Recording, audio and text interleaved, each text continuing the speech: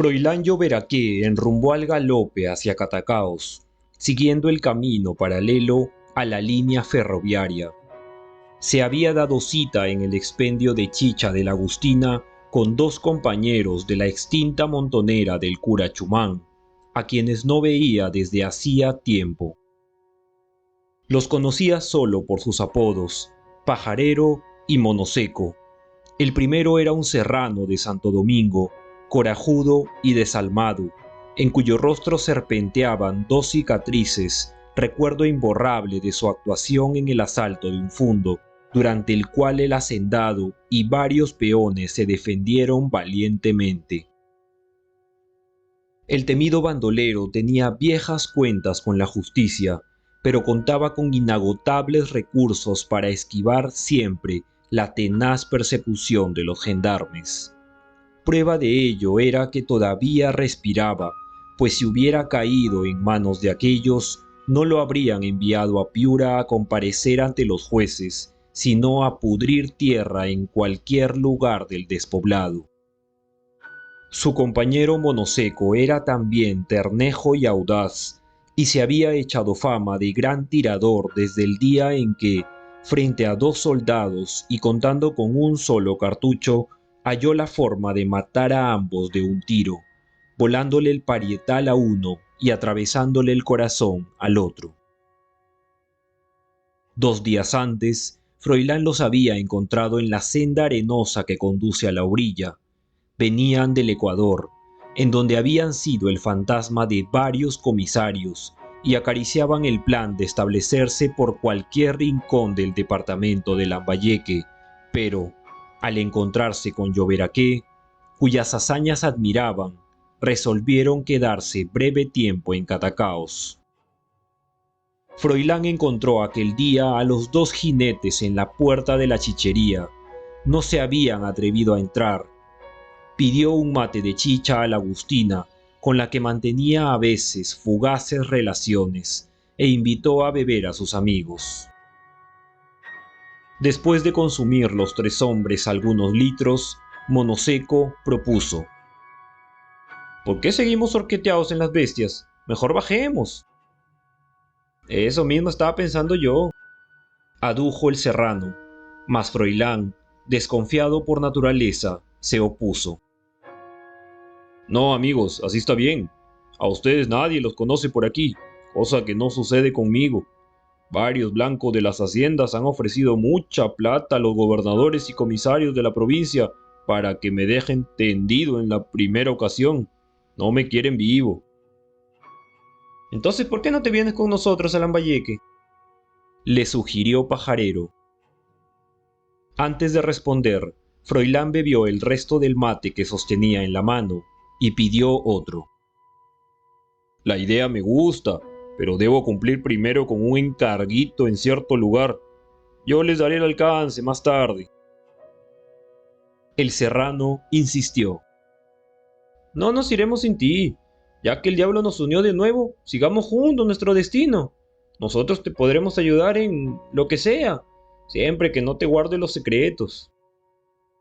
¿Que yo? Claro, y no te hagas el tetudo. ¿Temes acaso que te traicionemos? Muy bien dicho, acentuó Monoseco. Amigos son amigos. Ahora, si tu encarguito tiene algo que ver con polleras, no podremos darte una manita. En esas cosas no se puede ayudar. Lloberaqué se quedó meditabundo. Seguro estaba que no era el diablo el que lo había unido a sus antiguos compañeros de andadas, sino el Señor. Pasó a su mano izquierda el mate que acababa de alcanzarle la Agustina, y sin decirles nada, les extendió la diestra. Los otros comprendieron que sellaban un compromiso y se alegraron. Con él irían hasta el fin del mundo. Su talante altanero les cautivaba. Bebieron aún más, y Froilán perfiló su desconfianza. Es hora ya de irnos. Pajarero protestó. La chicha de aquí es buena. Llenémonos un poco más la panza con ella. Así es. Quedémonos, amigo, rubricó Monoseco. No, aquí no. Nos cogerían los gendarmes fácilmente. A lo mejor ya ha ido alguien con el soplo donde el gobernador, y con las ganas que me tiene ese canalla para recibir la recompensa. Si quieren beber tranquilamente, vamos a otra parte. Por ejemplo, a la casa de la Guadalupe en Lodazales. Hoy tiene chicha y hasta allá no se atreven a ir los soldados. Saben que tengo en el caserío muchos amigos. Monoseco engoló la voz. Hace meses estuvimos en Lodazales y en verdad no nos fue muy bien, porque el teniente gobernador casi nos mete al cepo. Si no es por pajarero que lo amenaza con la carabina, a estas horas estaríamos en la cárcel o en el buche de los gallinazos. Pero esta vez no les pasará nada, les aseguró Froilán. Chotera me tiene miedo y le respetará viéndolos en mi compañía. Por otra parte, los acontecimientos políticos del momento deben tenerlo con el rabo entre las piernas. En Piura, supe que el Congreso anuló las elecciones, proclamando presidente a don Guillermo Billinghurst. Él era spillaguista. Convencidos por los razonamientos de Froilán, los otros aceptaron cambiar de lugar, cancelaron la cuenta de la chichería y partieron por un camino poco traficado. A Lodazales no había llegado todavía la noticia de la derrota del ilustre candidato civilista. Fue Froilán Lloberaqué el que se encargó de difundirla con manifiesta fruición, produciendo desbordante alegría, pues todos conocían el fanatismo de Chotera por Aspíllaga y la seguridad que tenía de permanecer al frente de la gobernación. Entretanto, la rígida autoridad, que desconocía lo sucedido, se hallaba en las hábiles manos del maestro Cortadillo, cholo expedito en tuzar burros y desuñar caballos, quien le eliminaba varias onzas de cerda de la cabeza. Al ver a los exaltados indios frente a su casa, les amenazó colérico desde la puerta. ¿Qué les pasa hoy, cholos del demonio? ¿Alguna reclamación? ¿Por qué se les ocurre venir a fregar la pita cuando me está tusando el maestro? Esas no son horas de oficina. Váyanse a molar la paciencia a otra parte. Les doy medio minuto para que despejen la calle. Y no, les caerá una lluvia de multas. Un sordo murmullo se levantó del grupo, pero ninguno de sus componentes se atrevió a responder. Todavía el terror les ponía freno. Esta aparente calma encorajinó a Chotera. ¡Largo de aquí, animales! Cuando quieran algo de mí, nombren una comisioncita y les atenderé con gusto. ¡Largo de aquí! El anciano Chutuco, que acababa de sumarse a los manifestantes, se atrevió a berrear. ¡Abajo el teniente gobernador! La inaudita frase le sonó a este como un ladrido extraño. ¿Qué intenciones abrigaba el viejo inútil y toda esa canalla insolente? ¿Quién les azuzaba de manera tan insólita? Chutuco repitió: ¡Abajo el teniente gobernador! Manteniendo todavía enhiesto el cetro espiritual de su autoridad, Chotera increpó su conducta a los bochincheros, exhortándolos a retirarse a sus hogares, pues había prohibido reuniones de más de 3 personas en la calle. Pero, como respuesta, el mismo viejo lanzó el grito viril de ¡Viva don Billinghurst!, gracias al cual el teniente gobernador se dio por fin cuenta de que el motivo que aglomeraba en airado son a los lodazaleños era de origen político. Sin duda, alguien los había convertido de la noche a la mañana en partidarios de ese señor que ostentaba un nombre raro e impronunciable. E ignorando todavía de que el viejo demócrata ocupaba ya el sillón presidencial, se burló de los manifestantes. ¡Animales! ¿Quién les ha dicho que ese Billinghurst puede ser presidente? ¿Por qué se encomiendan a tales santos cuando saben de sobra que don Antero será el jefe supremo? ¡Viva don Billinghurst! Cholos piojosos, no pierdan su tiempo en rebuznar tetudeces. El triunfo de don Antero es seguro. El subprefecto de Piura me dijo el otro día: Salvador, las cosas van sobre ruedas. Pronto celebraremos el gran acontecimiento. Prepara unos animales. Y ustedes, bellacos, en lugar de engordar chanchos y pavos para la fiesta, vienen a gritar como condenados. Y tú, Chutuco, viejo sarnoso, ¿qué te ha dado por esos bilingües? Si te comprometiste conmigo para sacar a don Antero. ¡Viva don Billinghurst! Volvió a desgañitarse el anciano, coreando los demás. ¡Viva don Billinghurst! ¡Viva el nuevo presidente! ¿Qué dicen? Se sulfuró el teniente gobernador, quitándole la tijera al maestro Cortadillo y esgrimiéndola alevoso. Aquí nadie da más vivas que por mi candidato. ¡Viva don Billinghurst! Perdiendo sus últimos átomos de serenidad, Salvador Chotera se lanzó sobre el que había gritado, con la intención de herirlo, mas el peluquero rápidamente le sujetó por la espalda, momento que aprovecharon los otros para acabar de dominar sus arrestos. Entonces, uno de los indios, que durante mucho tiempo había cultivado en secreto el deseo de amarrar al abusivo al asta de la bandera de una chichería, como se acostumbraba en el carnaval, propuso: «Llevémoslo donde la Guadalupe». La extraña sugerencia ganó tan rápidamente adeptos en la masa que a poco los más fuertes cargaban y conducían calle arriba a Chotera, el que empezó a vociferar y patear, intentando zafarse de las fuertes manos que lo sujetaban. Para acallar sus iracundas voces, Cortadillo le envolvió la cabeza con su poncho. Al oír la terrible algazara, la Guadalupe apareció en la puerta de su rancho. Era una mujer de ancas de ánfora, senos de cabra lechera y familiaridades inquietantes, honrada por un cruce negroide bien marcado que la hacía más graciosa y provocativa. Cuando, por bromear, preguntó a quién llevaban de semejante manera, los indios prorrumpieron en nuevos aullidos. ¡Abajo, Chotera! ¡Viva don Billinghurst! Luego, amarraron al teniente gobernador a la vara de naranjo que sostenía la bandera blanca anunciadora de la chicha, y principiaron a danzar a su derredor, imitando a sus lejanos parientes los Pieles Rojas. La voz de la Guadalupe dominó chillona e imperativa. ¡Échenle chicha! ¡Échenle chicha! Obedientes a la orden, dos hombres llenaron un recipiente con el líquido de maíz y bañaron a la desdichada víctima de cabeza a pies, restregándole enseguida el rostro con tierra y frutas podridas, debido a lo cual empezó a dar muestras de asfixia, pues tenía ya la nariz obstruida.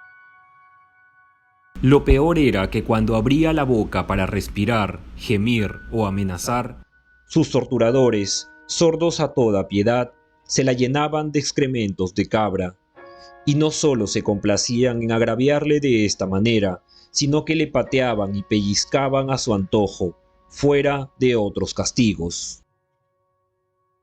«Por los 2 soles que me pusiste de multa, cholo canalla», le recordaba uno, tirándole del cabello. «Por los 3 días que me tuviste en el cepo, perro sarnoso», le insultaba otro, pinchándole las costillas con una estaca. «Por los látigos que me pegaste», le gritaba un tercero, pisándole los pies. «Para que te acuerdes de la perra que te parió. Por lo que le hiciste a mi Juana, bribón». Los insultos se confundían, mientras el teniente gobernador se contorsionaba como un poseído, sin poder escapar a la implacable venganza. Finalmente la Guadalupe, exagerando su maldad, le vació en la cabeza un depósito de miel, adhiriendo después en esa masa negruzca y espesa las plumas de las aves sacrificadas aquel día. Chotera adquirió al fin un aspecto ridículamente monstruoso, embadurnado con todas las porquerías imaginables y adornado con plumas. Para mayor escarnio, los indios comenzaron a tirarle de los escasos pelos del bigote y a cortarle el cabello con una tijera de podar plantas.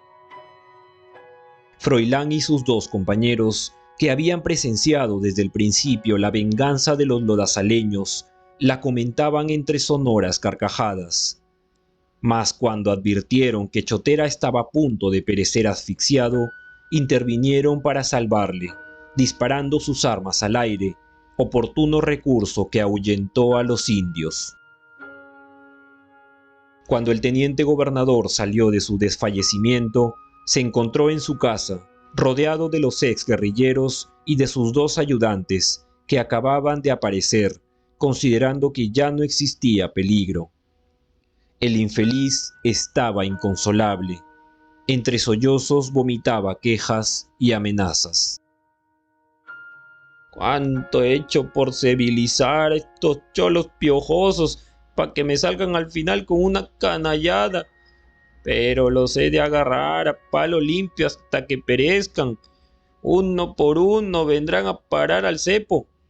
No, eso sería perder mucho tiempo. Mejor haré construir 5 cepos con agujeros bien separados para que le duelan las canillas. A ver ustedes». Se dirigió a los ayudantes. «Mañana tempranito bajan a mi chacra, cortan varios algarrobos y me fabrican 5 cepos». «Bueno, tío», le repuso uno de ellos. «Pierda cuidado, le prometemos ocuparnos de eso, pero ahora descanse, que lo han dejado bastante averiado. Ni siquiera se le conoce de tantos golpes que le han propinado». Chotera se irritó. «¿Pero creen, cholos marrajos, que la autoridad se va a quedar cruzada de brazos y suelta de huesos? Ya debían ir llamándome también a los gendarmes de Catacaos para que apresen a los cabecillas de la revolución y los metan a la cárcel de Piura». «Pero tío». «¿Qué tío ni qué tío? Obedezcan rápido antes que empiece el escarmiento con ustedes, porque tienen también una cuentecita que pagar». «¿Nosotros?», preguntaron ambos al unísono. «Como que ni siquiera se presentaron a ayudarme. ¿Dónde estaban, pues?». El mayor de ellos se defendió. «Estábamos en una comisioncita». «¿Comisioncita sin mi permiso? Pues me la pagarán a su tiempo. Ahora, vayan a Catacaos y tráiganme los gendarmes. ¿No te parece, Froilán?». La franqueza del exguerrillero se desbordó. «Oye, Salvador, lo que te conviene en este momento es hacerte curar las magulladuras y golpes, y mañana desaparecer de lodazales, antes que vuelvan los indios a repetir la hazaña». Chotera hizo un esfuerzo por entreabrir los ojos. «¿Qué estás hablando, hombre? ¿Yo irme del pueblo? ¿Te olvidas que soy la autoridad?». «Me da lástima decirte que ya no lo eres. A estas horas ya deben haber cambiado a todos los funcionarios del pasado gobierno, desde el prefecto hasta el último teniente gobernador.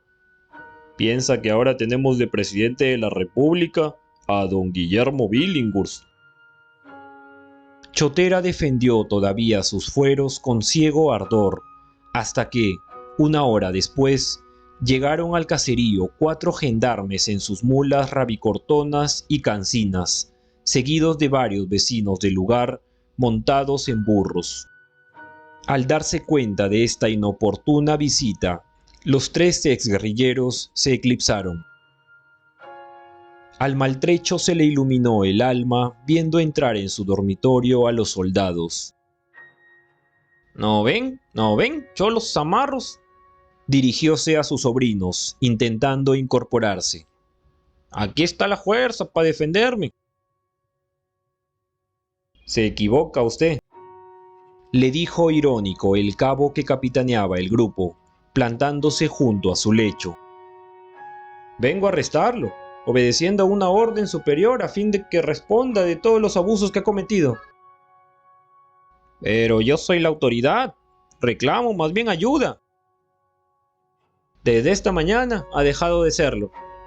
A ver, volvióse a los ex ayudantes, que con cierta sonrisita diabólica miraban la curiosa escena. Ayuden a levantarse a este individuo y móntenlo en su mula. ¿Llevarme a mí preso?, gritó Chotera, alzando los brazos. ¿A mí? ¿A la autoridad? Esto es un atropello, cabo. Yo no obedezco más que al prefeto y a mi compadre Puertas. De nada le valieron protestas y chillidos. Los dos mocetones, contentos en su fuero interno de independizarse del famoso tío, le sacaron del lecho con intencionada grosería, para vengarse también de muchas ofensas recibidas, y lo montaron en su mula, a cuyo trote empezó a quejarse lastimosamente, creyendo despertar piedad. Pero ni los gendarmes de espíritu endurecido, ni los indios del lugar, se compadecieron de su estado. Todo lo contrario, se ensañaron duramente con él, coreando sus expresiones dolorosas con insultos y befas. Al atardecer, el cortejo desfiló por la calle del comercio de Catacaos, suscitando alboroto general entre los transeúntes que nunca habían visto un espectáculo como el que encabezaba el silencioso y abatido indio, cuyo rostro tumefacto y cuya cabeza trasquilada y llena de pegostres de miel, tierra y restos de plumas inspiraban una mezcla de piedad y burla. Y allí no paró la venganza de los lodazaleños, la mayoría de ellos, que había padecido en carne propia los castigos de la despiadada autoridad, logró, sin mucho esfuerzo, que se le abriera proceso.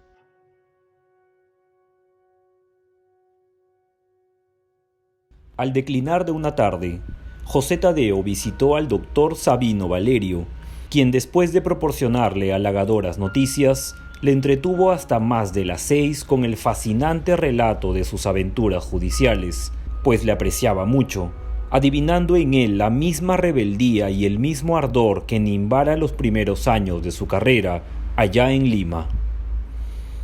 Cuando abandonaba la casa, el estudiante observó que alguien se hallaba junto a la puerta, detalle que, por lo demás, poco o nada le preocupó. Recordaba así, vagamente, que era un hombre atezado y de aspecto rudo, que vestía una camiseta de rayas azules y rojas, bastante vulgar, y un pantalón de indefinible color. Lo vio tan fugazmente.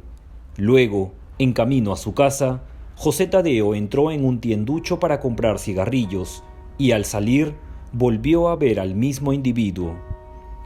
Esta vez advirtió que llevaba en la diestra un vergajo retorcido, y siguió despreocupado por la calle, sobre la que se extendía el fulgor rojizo de las luces de los establecimientos, todavía abiertos, cultivando dulcemente la intención de sorprender a su protector con algunas buenas noticias, ya que el eclesiástico manifestaba siempre una marcada tendencia a dar poco pábulo a las ilusiones que abrigaba sobre la querella judicial. Esta vez lograría convencerle.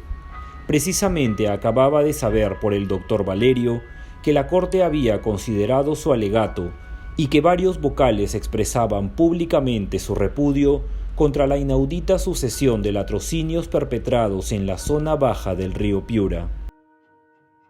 Todo se lo contaría al cura, procurando llevarle así algo de felicidad. Le faltaba poco para llegar a la plaza principal cuando de pronto sintió que le flagelaban la espalda. 1, 2, 3, 4 veces con saña y crueldad increíbles. Y rítmicamente a la voz de «¡Toma! ¡Toma!». Dolorido y angustiado volvió el rostro, distinguiendo al mismo hombretón de la camiseta de rayas azules y rojas.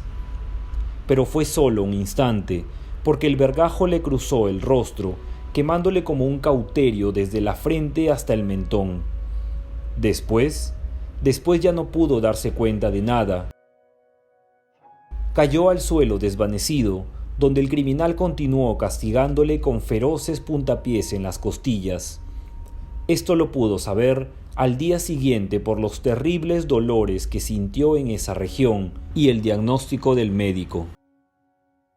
El agresor desapareció por una callejuela obscura sin ser perseguido por nadie, porque nadie lo vio cometer la fechoría, y José Tadeo quedó buen rato en la vereda hasta que unos transeúntes le condujeron a su casa. «Lo presentía, lo presentía», exclamó el cura al ver a su protegido ensangrentado y desfallecido. «¡Que el Señor fulmine a esos miserables!». Vino el médico e hizo desnudar al herido, descubriéndole en los costados tremendos verdugones y la rotura de varias costillas producida por los puntapiés. «Por poco no lo han matado», dijo. «Esto es abominable». Al día siguiente, don Isidro Lozano se olvidó de sus dolores reumáticos y fue a ver al doctor Valerio, al que encontró vistiéndose precisamente para visitar al estudiante. Los dos hombres, que mantenían sincero cariño por aquel, dieron rienda suelta a sus sentimientos compasivos, comentando el hecho. No podían comprender cómo los desalmados de la fraternidad habían llevado su descaro a semejante extremo, pagando a un asesino profesional para que matara al mozo, o por lo menos lo invalidara. Esa misma mañana, Valerio se entrevistó con el nuevo gobernador. Era un hombre obeso, socarrón y enemigo de ahondar en delitos en los que se adivinaba la mano oculta de personas influyentes. Con marcada teatralidad, se asombró del cinismo y audacia del autor material del atentado, pero esquivó aceptar que se sindicara a Eustaquio Escalona como el inspirador del mismo. Para él, todavía era prematuro indicar nombres. No se podían juzgar delitos de esa naturaleza por simples apariencias. ¿Por qué descartar otros móviles que no fueran la disputa de tierras? ¿Y el del amor? ¿No habría obrado tal vez el agresor impulsado por los celos? José Tadeo era un mozo decidor y no mal parecido, y nadie podría sorprenderse de que hubiese tenido la debilidad de corresponder a las insinuaciones de una mujer casada. Tantos casos parecidos se conocían. Valerio escuchó en silencio las extrañas suposiciones del gobernador, y como juzgó imposible rebatirlas, dada la intención que ponía el cazurro en sostenerlas, se limitó a recomendarle que dedicara el mayor empeño en apresar al autor del repudiable atentado. «No necesita usted recomendarme nada, mi doctor», le repuso el gobernador. «Para eso estoy yo aquí. Tenga usted la seguridad de que el agresor o los agresores caerán muy pronto en mis manos, y entonces me confesarán este pecado y todos los que carguen en la conciencia, pues poseo el secreto de ciertos métodos infalibles para hacer cantar hasta los mudos. Ya sabremos si el hacendado que usted indica es o no el autor intelectual del delito. De todas maneras, lo primero que me corresponde es interrogar al autorcito Lloberaqué. ¿No le parece? Él debe conocer a su heridor, así que procederé a visitarlo». Solo a mediodía pudo José Tadeo levantar cabeza y relatar al gobernador lo sucedido, señalando al hombre de la camiseta de rayas azules y rojas como el que le había puesto al borde de la muerte. Esto dio tema a la flamante autoridad para tejer una serie de suposiciones absurdas y estrafalarias bastante distintas de las que circulaban por Catacaos. Las sospechosas esquiveces del gobernador sacaron de quicio al cura. Realmente colérico, invocó desde los evangelios hasta las encíclicas de León XIII, llegando en su arrebato a culpar de cómplices del atentado a todos los que descartaban la posibilidad de que Escalona fuera el verdadero delincuente. Al hombre de la camiseta de rayas azules y rojas lo vieron a los pocos días por Sechura, mas nadie supo si se le persiguió o no.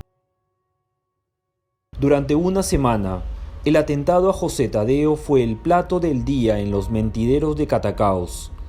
Hasta lo registró el Sol de Piura, pero sin darle mucha importancia. Después pasó al olvido. Recientes hechos de mayor relieve vinieron a absorber la atención pública, y hasta el mismo gobernador, que tantas promesas había hecho respecto a la captura del delincuente, no se preocupó de perseguirlo, temeroso de comprometer la sólida reputación financiera y moral del poderoso Eustaquio Escalona, que tan generosamente sabía atender a sus huéspedes, sobre todo si vestían cargo público. Desde entonces se estancó la querella judicial, que tan buen rumbo tomara para los lloberaqués. El médico aconsejó a José Tadeo absoluto reposo. Los golpes le habían comprometido los riñones y el pulmón, y nadie supo reemplazarlo en su campaña reivindicadora, pues el doctor Valerio, a pesar de apreciarlo mucho, tuvo miedo de afrontar solo el riesgo de litigar con Escalona, y el cura decidió confiar a Dios la resolución de tantas injusticias, pensando que las contrariedades y rabietas le producían desvanecimientos, y que estaba obligado a cuidar su salud para seguir guiando por buen camino a su numeroso rebaño de indios.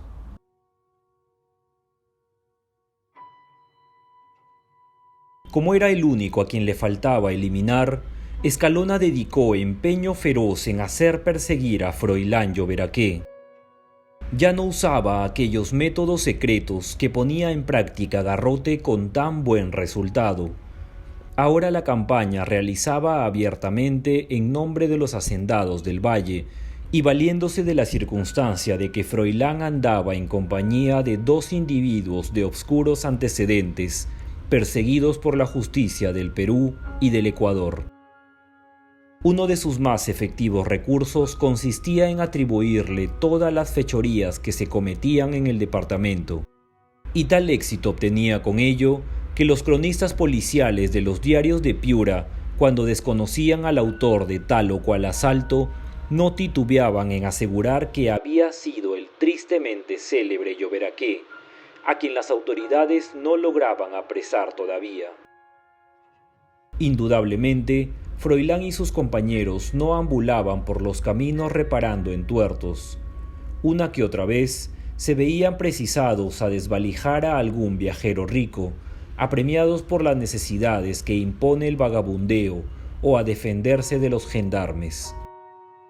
Estas escabrosas aventuras, vividas generalmente por el portachuelo de Olmos, desagradaban a Froilán. Él no tenía alma de bandolero. Intervenía en ellas porque su situación de paria se lo imponía. No quería pudrirse en la cárcel, rotas las alas, deshecho el espíritu. El terror obligaba a Escalona a redoblar cada día más su actividad para hacer perseguir a Lloberaqué. Hasta le había ofrecido al jefe de gendarmes una fuerte suma si lograba exterminarlo, y el oficial, ilusionado por la recompensa, amenazaba a sus subalternos con castigos para que pusieran mayor empeño en derribar con el Mauser al azote de los departamentos de Piura y Lambayeque, como calificaba al exguerrillero. Torcuato Garrote sentía un malestar parecido al miedo cada vez que se presentaba ante Escalona. Sabía que la primera pregunta que le dirigía era ¿cayó el bandido? Y enseguida le lanzaba una andanada de improperios, reproches y duras amenazas, culpándolo de su angustiosa situación. Pero en contra de lo que pensaba el hacendado, su mayordomo no se dormía, y era natural que así fuese. Una misma causa los hermanaba, y tanto el uno como el otro padecían también igual terror, prescindiendo por todas partes a Froilán como la imagen de la venganza. Pero con el agravante para el subalterno que él no podía encerrarse a piedra y lodo en su casa ni rodearse de guardaespaldas, porque las obligaciones de su cargo lo obligaban a recorrer el fundo y a transitar por diversos caminos, vigilados apenas por unos cuantos gendarmes, incapaces de enfrentarse a bandoleros corajudos. «Tú eres un malvado, un canalla, un sinvergüenza», le repetía Escalona a Garrote. «Después de todas las maquinaciones y pellejerías que has urdido en mi contra, quieres tenderme la celada definitiva, pero no lo conseguirás. Primero te haré morder el polvo, que es lo que mereces». Frases huecas y poco sinceras, porque el hacendado no podía dar un paso sin su cómplice, al que le consideraba ingenioso y desalmado, en buena cuenta, un instrumento de valor para terminar con el último Lloberaqué peligroso. Ya tendría tiempo más tarde para eliminar también a aquel funesto hombre cuya alma era un semillero de maldades, que conocía sus secretos y que le había ayudado a formar la fraternidad con chacras ajenas. Y lo eliminaría como medida preventiva, antes que se le adelantara a traicionarlo, denunciándolo como instigador de los latrocinios y crímenes cometidos. Un día, Torcuato Garrote supo que Froilán Lloberaqué acostumbraba a visitar los sábados el caserío de Lodazales con sus 2 compañeros, y creyó llegada la oportunidad de alcanzar el tan ansiado éxito. Se puso de acuerdo con el alférez de gendarmes, quien apostó en el camino que desembocaba en el caserío a varios soldados con la consigna de disparar tan luego avistasen a los 3 hombres. Pero los bandoleros, informados oportunamente por la Guadalupe de que se les esperaba con un recibimiento de plomo, se adelantaron a sorprender por la espalda a sus vigilantes, que no tuvieron otro recurso que entregar las armas y levantar los brazos. Lloberaqué no quiso ensañarse con los soldados, a pesar del consejo de Monoseco. Al fin y al cabo, ellos no hacían más que obedecer órdenes. Se contentó con advertirles que la próxima vez les cobraría cara la reincidencia y hasta les devolvió las armas, seguro de que no harían uso de ellas. Y se fue con sus amigos, sin volver siquiera la cara, lamentando solo no haber encontrado a Garrote, que momentos antes se había marchado a la fraternidad, según declararon los gendarmes. Terminada la aventura, Pajarero insistió en buscar un escenario más propicio para sus operaciones. Esa región estaba erizada de peligros y cualquier día podrían dejar allí los huesos. Más sensato era trasladarse al sur, al valle de Chicama, por ejemplo, o a las sierras de Lambayeque o Cajamarca, pero Froilán se negó a aceptar la sugerencia. Ya habría tiempo para ello. Con tono agrio, Monoseco reforzó la idea del serrano, basándose en el hecho evidente de que si los gendarmes se habían manifestado esa vez inofensivos debido a circunstancias especiales, en una nueva ocasión no sucedería lo mismo. No, reafirmó Lloberaqué. Dentro de poco iremos al lugar que ustedes deseen. Ahora no. Esto no significa que si ustedes persisten en marcharse, yo intente detenerlos. No, son libres como las palomas para volar donde les dé su real gana. Pajarero insistió. Bueno, ya que lo deseas, nos quedaremos contigo un tiempecito más. Y que conste que no es por miedo que queremos cambiar de aires, es porque en estas tierras ya no podemos hacer nada. No solo nos buscan los gendarmes, sino también todo títere con cabeza que gusta de recompensas. Así es, asintió Monoseco. Froilán caviló buen rato. Sin duda alguna, la razón asistía a sus compañeros. Esa ya no era vida. Siempre a salto de mata, sin comer regularmente, ni disfrutar las dulzuras de una mujer en cama blanda, ni descansar cuando el cuerpo se lo pedía. Pero estaba seguro que esa perenne inquietud desaparecería pronto. Aguardaba solo el momento oportuno para actuar con algunas probabilidades de éxito. Los otros comprendieron mejor que nunca a ese hombre rudo y temerario, que estaba siempre dispuesto a dar la cara por ellos y a hacerse matar sin flaquezas, y callaron.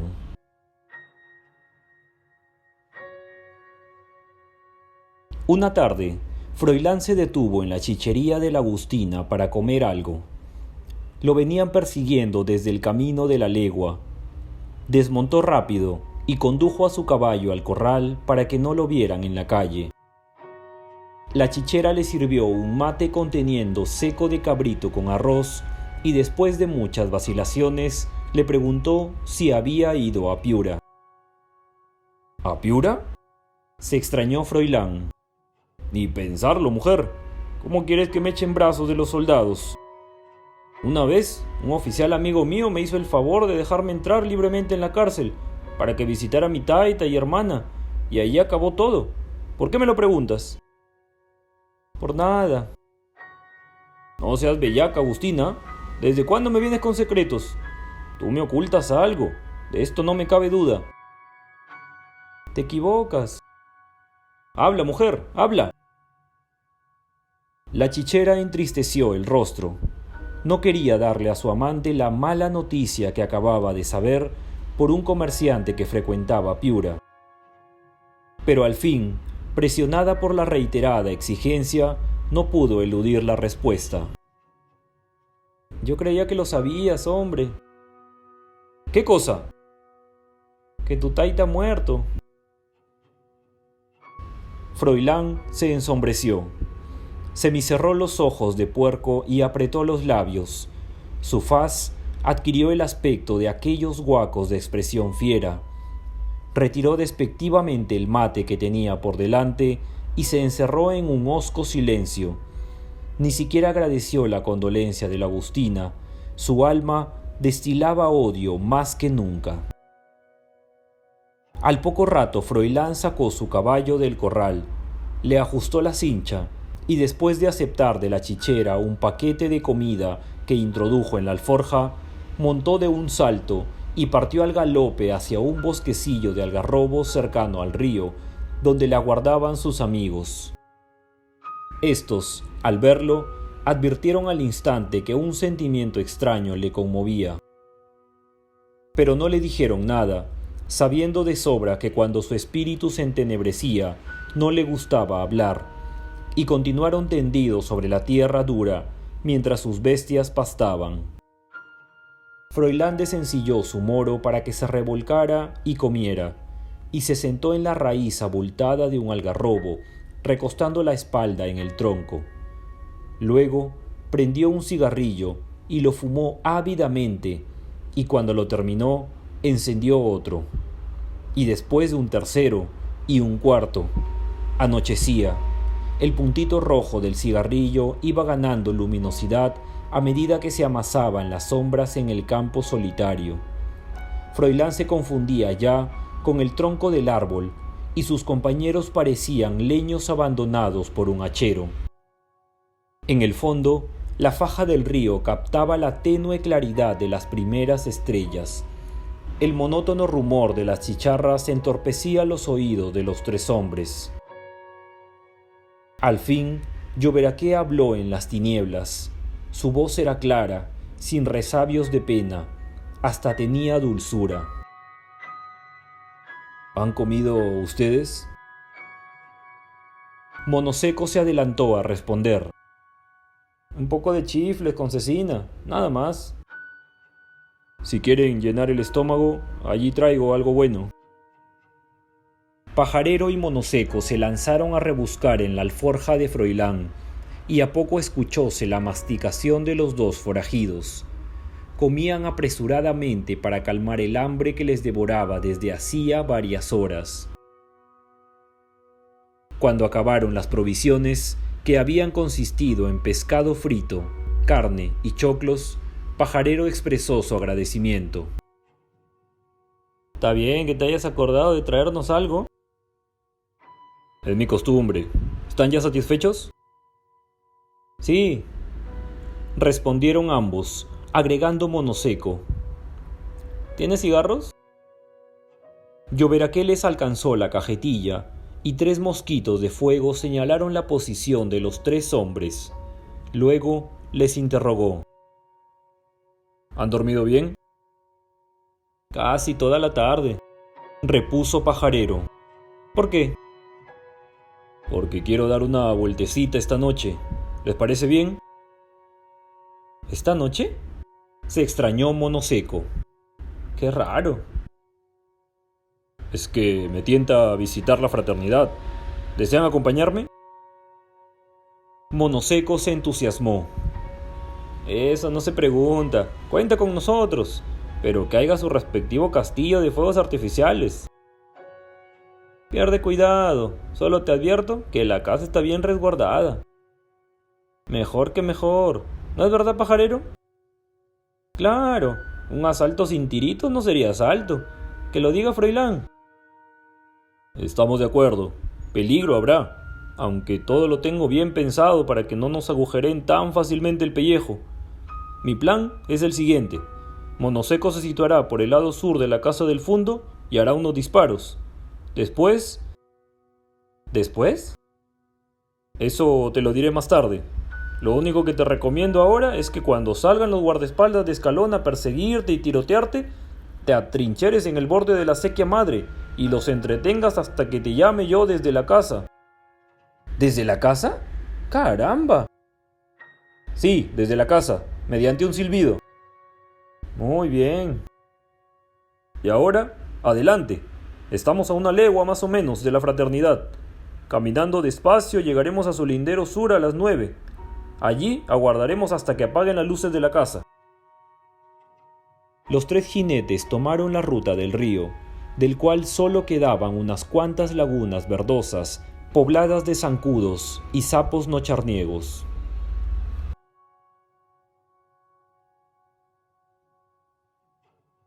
Cuando en la paz de la noche resonó el primer disparo de Monoseco, los 2 guardias de Escalona asomaron la cabeza por el poncho y los mastines, que dormían en la ramada, corrieron hacia afuera ladrando.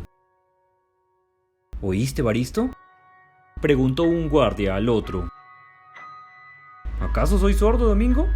¿Qué habrá sido? Volvió a sonar otro tiro, y esta vez el hacendado, desde el dormitorio, alzó su voz llena de inquietud. ¿Quién está disparando? Evaristo repuso, abandonando el pollo del corredor en que dormía. Será quizás don Garrote, persiguiendo a algún ladrón. Escalona apareció cubierto solo por una camisa blanca que le llegaba hasta los pies. Parecía un fantasma bien cebado. Tembloroso, interrogó. ¿Cómo dices, hombre? Que seguramente ha de ser don Garrote, repitió el guardián. ¿Qué garrote ni qué niño muerto? Ese canalla debe estar roncando a esta hora. Entonces será otro el que ha tirado, filosofó Domingo. Y a pesar de ello, tú y el haragán de tu compañero están tan tranquilos. ¿Y qué vamos a hacer, señor? Si se trata de gente peligrosa que pretende darnos un susto, aquí estamos para defendernos. Los perros seguían ladrando, pues les excitaba mucho el ruido de los tiros en la noche. Escalona volvió a su cuarto y tomó una carabina Remington y un revólver, y regresó al corredor, donde se hallaban ya los muchachos que componían la servidumbre. El contacto con las armas le dio ánimo. ¿Que no hay aquí un ser consciente que encienda los faroles? Todos ustedes son unos torpes y canallas. Domingo raciocinó. Señor, si encendemos luces, nos tumbarán a tiros. ¿Cómo? Recién se daba cuenta el hacendado que el guardián consideraba aquellos disparos como los sonoros heraldos de un ataque a la casa, es decir, a él, y tembló de cabeza a pies. ¿Y qué hacemos entonces? ¿Van a quedarse ustedes aquí cruzados de brazos hasta que vengan los bandidos a asesinarme? ¡Afuera, bellacos! ¡Afuera! Vayan y tráiganme vivos a esos asesinos. ¡Rápido! ¡Rápido, afuera! Pero, señor, intentaron objetar los guardias la disparatada orden. ¡Afuera, he dicho, cobardes! De nuevo resonó un tiro por el algodonal, destrozando esta vez el vidrio de una ventana. Los mastines arreciaron sus ladridos. Instintivamente, el hacendado se refugió en un rincón, desde donde continuó azuzando a sus guardias para que se acercaran al lugar del que provenían los tiros, temeroso de que la lucha se trasladara a la casa. Domingo, Evaristo, avancen sin miedo y tiémplense a esos malditos. Acostumbrados a obedecer, los 2 hombres continuaron descendiendo la loma en dirección de la acequia. Por ese sitio habían visto el fogonazo del último disparo. Le seguían 3 criados, muchachos que recién entraban en la pubertad, y los perros. Escalona se echó sobre las espaldas un poncho de los que servían de cobijas a los guardias, creyendo que era el frío el que le hacía temblar. Luego dejó en el poyo el revólver y se quedó con la carabina. Sus ojos ansiaban violar las tinieblas, mas solo distinguían de vez en cuando el resplandor de los balazos, cuya alarmante continuidad indicaba claramente el ardor del recio tiroteo. E iracundo pensaba: pronto harán picadillo esos canallas, que deben capitanear sin duda el Froilán Lloberaqué.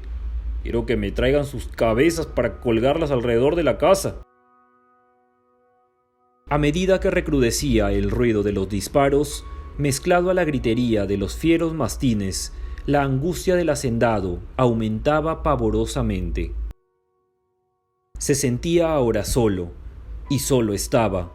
Los horcones de la ramada, así como los cántaros de agua alineados junto a la cocina y las monturas colocadas en una viga, le parecían figuras humanas, prontas a saltar sobre él. Recién comprendía que había obrado mal, enviando a sus guardias a combatir afuera, y empezó a llamarlos a gritos, pero solamente retornó a la casa por iniciativa propia y todo alarmado uno de los sirvientes. Escalona le regañó. ¿Quién te ha ordenado a ti que vengas? Yo estoy llamando a Domingo y a Evaristo. ¿Por qué no regresan esos bellacos? ¿Se han vuelto sordos? ¡Habla, imbécil! El muchacho contestó con voz apenas perceptible. Porque no pueden venir. ¿No pueden? No, señor. A Domingo lo tiene arrinconado por la sequía, y si se mueve lo matan. Y Evaristo ya no alienta, señor. El pobre tiene un tiro en la cabeza. Por eso he venido a avisárselo. ¿Muerto Evaristo? Dios santo. ¿Y cuántos son los forajidos? Al principio me pareció que eran 2, pero después me di cuenta que era solo 1. ¿Y siendo 1 no lo han podido liquidar pronto? Maldita sea la hora en que contraté esos inútiles y cobardes. No me resta ahora más que huir. Yo no me quedo aquí para que me hagan correr la misma suerte. Pero en ese momento sintió el galope de un caballo que le hizo volver la sangre al cuerpo. Gracias a Dios, este debe ser Garrote, susurró. Por este lado solo él puede llegar, pero a las horas que se le ocurre presentarse. No se equivocó el hacendado. Realmente era su mayordomo el que venía, creyendo candorosamente que se trataba de ahuyentar a algunos ladronzuelos de algodón que merodeaban por allí. Irrumpió en la casa, todo sofocado, exagerando su preocupación por la vigilancia del fundo. Frenó de un golpe su caballo, haciéndolo parar en 2 patas, y desmontó con la carabina en la mano. Luego de 2 saltos, llegó al corredor, donde, al ver a Escalona, no pudo silenciar la impresión que le producía su aspecto de fantasma blanco. «Señor, qué susto me ha dado». «¿Susto? ¡Canalla! Es que el miedo lo llevas hasta en la sangre. Hace una eternidad que has oído los tiros y solamente ahora haces acto de presencia». «Valgan verdades, señor, me quedé dormido. Y si no es por mi sirvienta...» «No vienes, ¿verdad? Juraría que has escuchado todo desde el principio, pero esperabas que me mataran para venir. Sin duda suponías que estaba ya intercediendo por tu alma negra en el otro mundo». «Señor». «Claro, eso no se discute. Hace tiempo que estás de acuerdo con los Lloberaqués para acabar conmigo». «Señor». «Calla, perro, calla. Hasta perteneces ya a esa familia. Como vives con la hija de la Encarnación, creías que no me iban a contar tus secretillos». Garrote fue conociendo todos los matices de la sorpresa hasta llegar a la estupefacción. ¿Por qué le recordaba a Escalona en esos instantes lo de los Lloberaqués? ¿Estaba loco o borracho? ¿Qué relación tenía el asunto de esta familia con los tiros que se oían? ¿Acaso podía atreverse Froilán a asaltar una casa bien resguardada? De pronto, se dio cuenta que habían cesado los disparos, y en vez de descubrir a su patrón los pensamientos que se le alborotaban en la mente, quiso serenar su terrible inquietud. «Ya ve usted, señor, todo ha terminado. Deben haber huido los cholos ladrones porque...» «¡Imbécil!», le gritó Escalona, con voz rajada y colérica, considerando de mal agüero aquel lúgubre silencio. «Lo que debe haber sucedido es que han matado también a Domingo». «¿Qué?», masculló Garrote, sospechando que su patrón deliraba. «No puede ser, señor, no puede ser, porque los indios no cargan armas». «Pero Froilán Lloberaqué sí las carga, estúpido. Él es seguramente el que combatía con los guardianes». «Señor». «Sí, Lloberaqué. Disimulas tu complicidad con esa pandilla de bribones». «No me calumnie, señor, que el momento no es para eso». Tembló Garrote, comprendiendo al fin que había estado equivocado sobre la causa de los disparos. A poco regresó corriendo otro de los sirvientes y, jadeante y lloroso, refirió que Domingo había caído también con un balazo en el hombro. «Ya lo había dicho yo», exclamó el hacendado, perdiendo todo control sobre sí mismo. Mientras le castañeteaban los dientes, el cuerpo se le estremecía bajo la ridícula camisa y la adiposa papada le temblaba como gelatina. «Ahora vendrán acá esos bandidos», continuó con acento quejumbroso. «¿Qué hacemos, Torcuato? Piensa rápido. No hay tiempo que perder». «Usted verá lo que hace», le contestó el mayordomo, con más deseos de huir que de quedarse allí defendiéndolo. Escalona dispuso que los muchachos trancaran las puertas y luego se encerró en su escritorio, desde cuya ventana ordenó a Garrote que se atrincherara en la ramada tras unas rajas de leña. «Señor, eso es imposible», protestó el otro.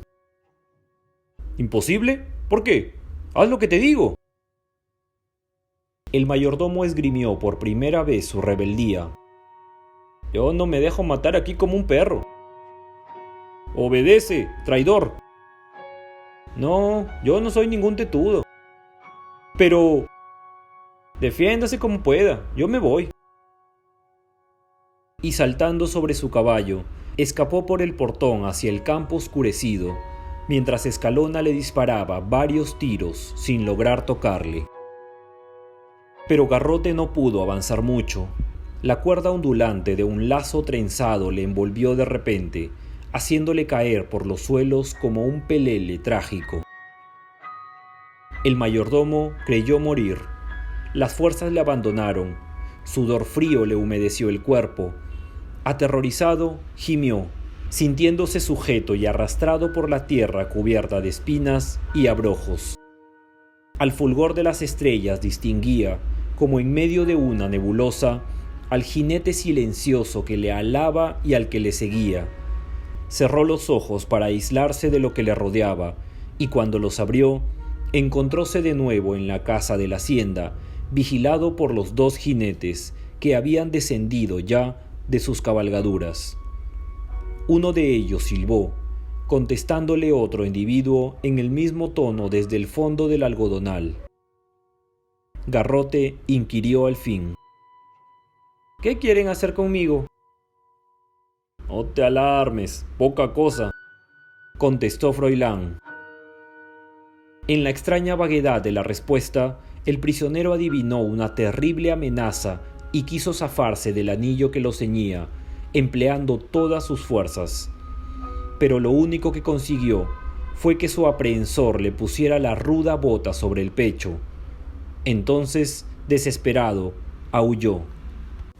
«Señor Escalona, defiéndame, salga y dispare». Froilán afiló su ironía. «No te confíes en esa clase de santos, no hacen milagros». «Señor Escalona, me quieren matar esos asesinos, defiéndame». La patética llamada, si bien resonó e hizo eco en los paredones del caserón, no consiguió que saliera del escritorio una sola palabra. Escalona temblaba en su encierro voluntario sin poder disparar, pues los asaltantes se habían colocado en un lugar opuesto a su parapeto. Pronto llegó Monoseco, cacareando su triunfo. Froilán le mandó que buscara en la cocina carbones o leños encendidos y que prendiera fuego a la casa. El bandolero se escurrió como un reptil y momentos después volvía con una tea y un recipiente de querosene. Froilán dirigió sus pasos. «Principia por ese cuarto», señaló el escritorio. «Y apresúrate que necesito mucha luz para hacer lo que debo hacer». Garrote tornó a gritar. «Don Eustaquio, dispare, que le van a quemar vivo». Pero el hacendado no necesitó que se lo recomendaran. Cuando vio que las llamas lamían la puerta de su encierro y se extendían rápidamente por las paredes de cañas, se acercó a la ventana y descargó su carabina sobre el hombrecillo de actitudes simiescas que iba rociando la casa de querosene y prendiéndole fuego con la antorcha. A pesar del pánico que le conturbaba, tuvo suerte. El descuidado Monoseco cayó en el corredor con el pecho destrozado. El resplandor de las llamas iluminaba la ramada. Era lo que había ansiado Froilán para recrearse a sus anchas viendo a Garrote a sus pies, todo encogido y lloroso. Porque pocas esperanzas le restaban ya de conservar la vida, desde que Escalona, en lugar de abandonar su escondite oportunamente y emprenderla a balazos con Lloveraqué y Pajarero, se había limitado a quemar todos sus cartuchos en matar a Monoseco. Finalmente, Froilán, comprendiendo que prolongar la escena entrañaba exponer la vida, ordenó a Pajarero: «Córrele el lazo al pescuezo a este bandido y pasa el otro extremo por la viga de arriba». Al saber que le iban a colgar, Garrote se debatió en el suelo como un poseído, gritando, maldiciendo y suplicando, mas no pudo vencer la energía ni remover la compasión de los dos hombres. Pajarero lanzó la cuerda hacia el horcón de la ramada y después de retirarse unos pasos, empezó a tirar de ella con todas sus fuerzas hasta que Garrote quedó suspendido en el aire.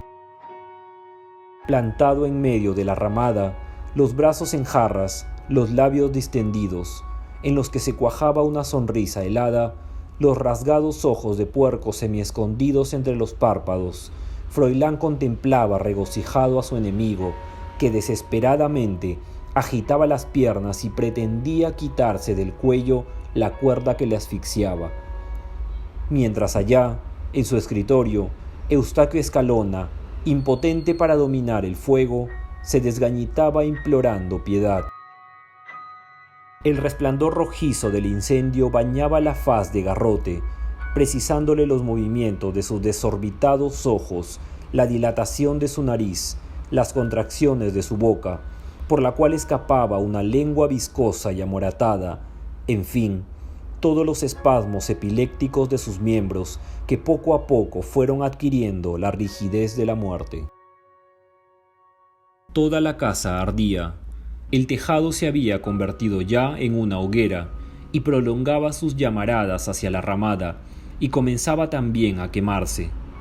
Encerrado en su escritorio, Escalona seguía pidiendo misericordia a grandes voces e intentando atravesar la puerta, cuya madera se consumía desde hacía rato. Viendo que Garrote ya no daba señales de vida y que el fuego le impedía permanecer más tiempo bajo la ramada, Froilán sacó su cuchillo y cortó el lazo que sujetaba todavía Pajarero. El cuerpo del ahorcado cayó violentamente. Del camino iluminado llegaba rumor de voces. Eran las de los peones de la fraternidad, que acudían alarmados a detener el incendio. Entonces los dos hombres, dándose cuenta del peligro que corrían, montaron en sus cabalgaduras y se alejaron al galope, mientras Escalona lograba romper los maderos carbonizados de la puerta y escapaba con la camisa en llamas, atormentado por las quemaduras y por los pensamientos extraños que se agitaban ya en su mente. Huía hacia la noche de la vida. Fin.